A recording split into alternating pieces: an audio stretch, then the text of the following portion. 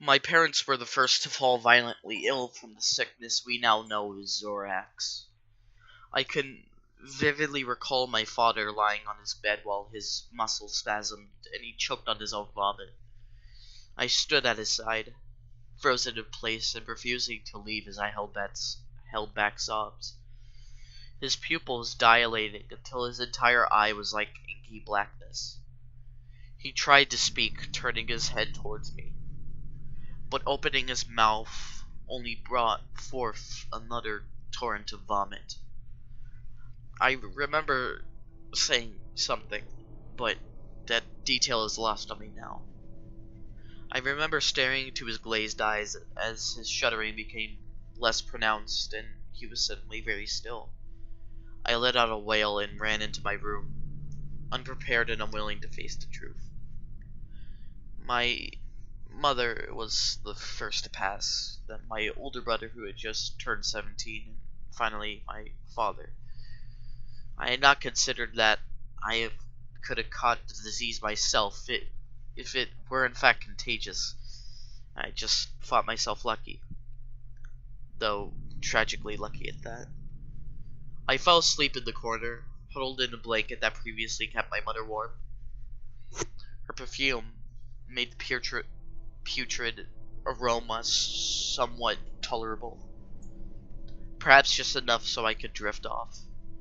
I remember a persistent banging next, a series of muffled queries from the opposite side of my locked door. They were shouting for survivors, looking fervently for anyone who was still alive. Despite the breakout, I rushed to the door and unlocked it to face what I came to identify as the day crew. Their faces were obscured by large gas masks fitted with some sort of capsule on the other side of their cheeks. Their breathing was slow and monitored. Their voices were nearly impossible to hear over that mechanical wheezing. They were covered from head to toe in black regulation hazmat material with orange text reading "Day Crew" on their backs. They ordered me out into the main hall where I managed to catch sight of 14 other children around my age being told directions and filed into a lineup. Once the entire group had been examined, we began our trek out in the streets, which was a vision of chaos and destruction. We had heard noises of looting and desperation from our homes, but we hadn't ventured off into the outside world for weeks, for fear of catching the sickness ourselves. There were even more day crew that were burning the bodies that had fallen to the streets, trying to purge the earth as they kept their distance from the resulting fumes. We were silently ushered into the back of a large truck that took us to the south, away from the cities and suburbs into the dense growth of the forest. When the van came to a screeching halt, the door swung open to reveal more day crew who ushered us out into a forest clearing. We were interrogated about our exposure to anyone with XoRax, and if we felt any symptoms like nausea or vertigo. Though we all had witnessed our family members falling ill, and had tried in vain to treat them, we were all perfectly fine in any physical sense.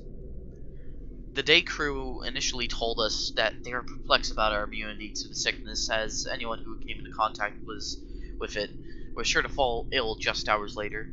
So it was a shock to see that some of us had been living this nightmare for weeks on end. As they administered more tests and asked more questions, however, we were told that the immunity was tied with a hormone cell that the disease was using to compromise the immune system. And since we were all too young to have properly developed it, the disease was unable to make us fall ill. We were told that the day crew wanted to study us, and that we would live under the cover of the forest in quarantine. They would help us extract a cure from our group that could be used to heal the world and rid it of the XoRax disease.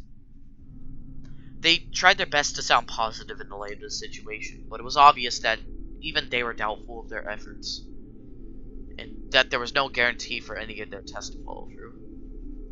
Still, they kept the mood optimistic and promised us that we would save countless lives with our efforts. They built a secluded village in the woods, providing us each with makeshift towels carved in tree trunks around the area. I was led to a simple tree house that had a single bed at the far end and a table in the middle. So we were told that the next morning we were going to have our blood taken, so we weren't allowed to eat anything until then. I was fine with that. I hadn't been hungry for days. The image of my mother, father, and brother crowded my thoughts instead. I didn't get much sleep. The forest was chirping with crickets, and the muffled bickering in the night crew kept me up in the early hours, into the early hours. We were woken the next day and filed to a single line to have. We were woken up the next day and filed into a single lineup to have our blood drawn.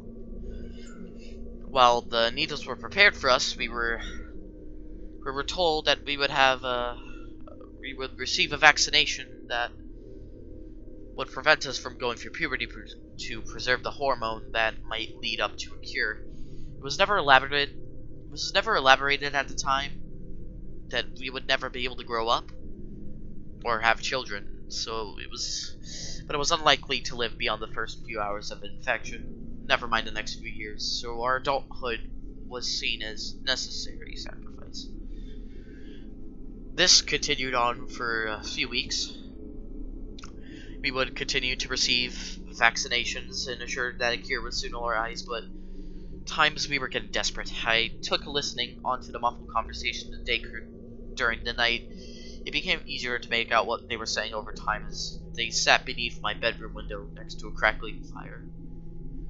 I discovered that our encampment was only one of many in the surrounding area, and that they deduced that XoRax originally came from the sea to the west.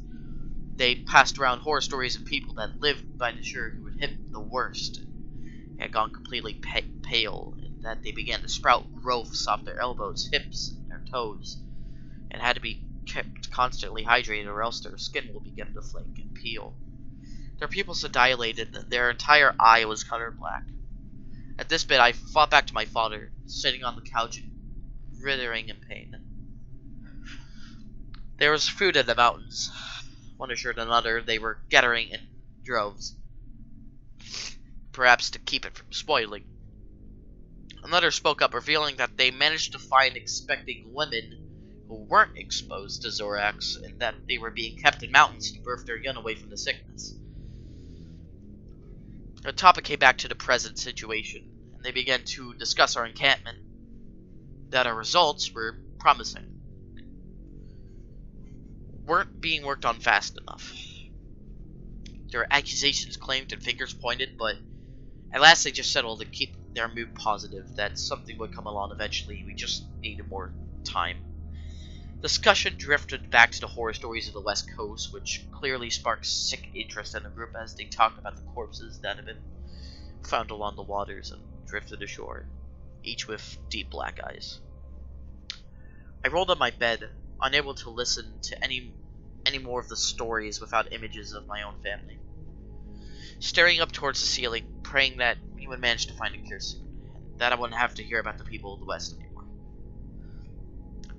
It had been nearly a month of testing when something went wrong. A few short hours after our latest vaccination, several kids began to complain of distorted vision, that they could see trailing lights in the air making their way across the plains, while their faces were covered with their masks. I could sense that worry to play it out across their faces. They told us that it was just visual hallucinations, and that they would subside in a few hours. When I awoke the next day and glimpsed outside, I too could see the trailing lights drifting through the air. They forbid anyone to discuss the lights any further, though it was clear that everybody could see them. As we lined up to get blood drawn, one of the day crew became terribly ill and began to vomit through his gas mask. In a frenzied panic, we were ordered back into our homes as they led the sick member away into the woods. We were told to come out and organize ourselves into a line for decontamination. After covering everyone with a chalk-like substance, they began to scrub away at it with some foul-smelling liquid until they were sure that we were safe to deal with once more. This excessive procedure became part of our daily regimen, and we started calling them the Scrubs, rather than their official titles. We were disillusioned, and it was obvious that they were as well. The visuals hallucination began to worsen. Even though we stopped taking vaccinations long ago, some kids began to befriend imaginary creatures in the air, speaking to the trails of light. I was horrified that I may start losing my sanity as well. I didn't want to eavesdrop the conversation over the fire that night, which had gradually worsened with each passing week. With a trailing desperation in their voice, the night crew began to exchange information about other areas. The food in the mountain had been contaminated, and rumors began to surface that all of the births had resulted in defects, with each child being well over a healthy birth weight, with their eyes far apart, would likely succumb to disease and perish as well. It was decided. The gear had been tested on the XoRax-ridden patients. Did not show any signs of preventing the sickness, but rather had simply slowed the progress of the sickness so that it claimed lives in days rather than hours. Well, this was a bit of good news. They focused on how little was accomplished over such a large span of time, and how anyone with the sickness shouldn't be kept stringing along, but rather destroyed so they wouldn't contaminate anyone else. There was a coldness in their voice, too. I rolled over my bed to watch the lights play across my vision, dancing across into my eyes. Dancing across my eyes until I fell asleep. The Scrubs were gone the next day, leaving us behind as their failed experiment. The other children seemed unaware of this and decided to continue befriending imaginary creatures. A depression I soaked off the bed, only to suffer a violent burst of spasms and shivering in the process. I drifted in and out of sleep that night, having one recurring nightmare after the other. When I woke, I heard something pass through my doorway. Something that couldn't have been possibly be there. Rolling over, I reluctantly looked up into the air to watch a trailing ball of light flow around my house before descending towards my bed. Hello, Link. Wake up. The great Deku Tree has summoned you.